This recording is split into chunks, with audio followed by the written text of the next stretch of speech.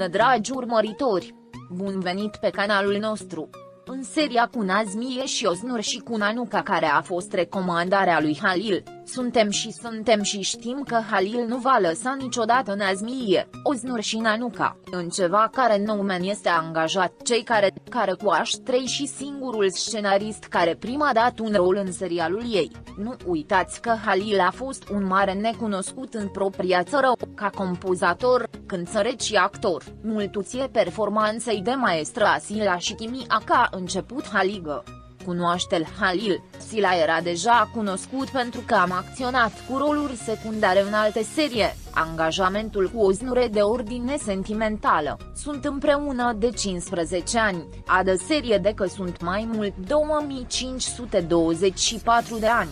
Prin ce înțelegem, Oznur a fost unul dintre amanți și intim din tinețerete, evident nu era managerul lui pentru că Halil lucrează ca actor de doar 2 ani. Are și un angajament cu Nanuka pentru că Halil a fost care 50 a adus să înlocuiește Sila pe Nanuka. A așteptat acum 2 ani până pentru Halil împreună cu Nazmiye și Oznur într-o campanie pentru a o scopa pe Sila din toți și a făcut-o din cel mai rău cel, au maltratat-o, au umilit-o și hărțuit-o în toate modele până că Sila a reutilizat singură și fără sprijin, singură și fără sprijin, singură și fără sprijin, singură și fără sprijin, singură și fără sprijin, singură și fără sprijin, singură și fără sprijin, în care Nanuka putea să interese la înlocuitorul ei. A studiat limba turcă și Halil 50 a învățat să căleare și utiliza arcul și sageța, și pentru că Nazmiye și Caramel au o perioadă dificilă financiar, tatăl lui Nanuka a păsat capital în companie și a plătit finanțarea și finanțială condiția că Halil a trebuit să lucreze cu Nanuka. Marea majoritate a publicului știe toate astea, adică nu este nou pentru nimeni. De asta multe dintre comentariile publicului în rapoarte spun că Halil a rămut și a vândut acei serie pentru bani. Este puternic a spune asta, dar din păstră e realitate că toată presa serios spune așa. Cred că în acest moment Halil e mai legat, închis și în lățul ca oricând. De ce după ultimele atitudini rusinoase, indecente și imorale ale Halil cu Nanuka, publicul s-a supărat și foarte jensat pe Halil, nu prin ceea ce a făcut el cu Nanuka, pentru că știm cu toți că Nanuka moare din iubire, Nanuka H. El prima jignizat pe toată lumea sexul feminin devenind Makhotesi arată că face ce vrea cu femeile. Un mic rezumat al bărbatului Halil Ibrahim, el este deja trecutul, cu acțiunile și atitudile lui aceeași ca pe din propriul morman și Nanuka 50 a împins.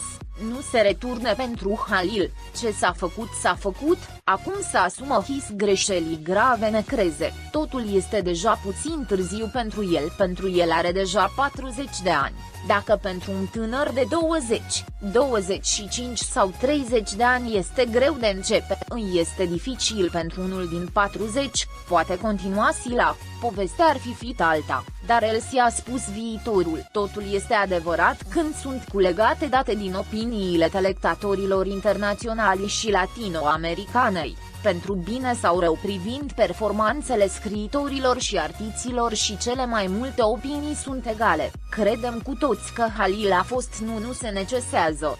Ieșiți din cel de-al 3-lea sezon, făcând în favoarea producătorului Caramel Nazmiye Uzman, prin actrița teribilă Nanuka, care Halil a învățat cum să cărărește pe un cal și să manește arcul pentru că cu ea s-a întoarcit în lumea aponaslor Halil.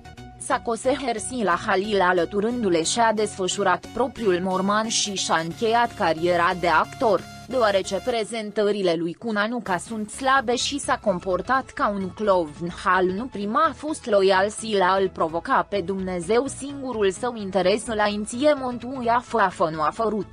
Primirea în 2 sazuri de succes care reprezintă Yaman împreună cu Seher Sila urma să fie recepție în al 3-lea sezon fără Sila. Aceasta a fost o eroare pentru Nazmiye și Halil trebuie să accepte tar că din ca Sila Emanet a câștigat în ambele sezonuri. Publicul a fost superat pe moartea lui Seher Sila. Am desprespectat femeia cu înlocuirea lui Nanuka care în cele remorque se văză un bărbat, nu o femeie cu bună umilă, o inimă mare de doamnă. Frumusețea înnăscută cu ochii și de smeralda și o aspectă franșă ca Sila Halil spune că în a 14-a zi de iubire Ferrero contractă căsătorie cu Sila. Înțelegem că este totul opusul la cea dată el va prezenta în care îi va prezenta în căsătoria noului pără.